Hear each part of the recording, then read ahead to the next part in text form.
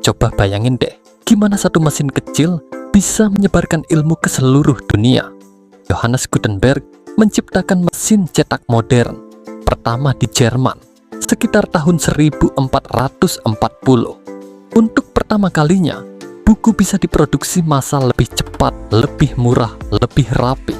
Pengetahuan menyebar kilat, pamflet, Alkitab, sains. Ide berkelana lintas kota, memantik renaissance dan pencerahan. Tanpa mesin cetak, mungkin tak ada internet atau media sosial hari ini. Semua dimulai dari satu tuas yang ditekan.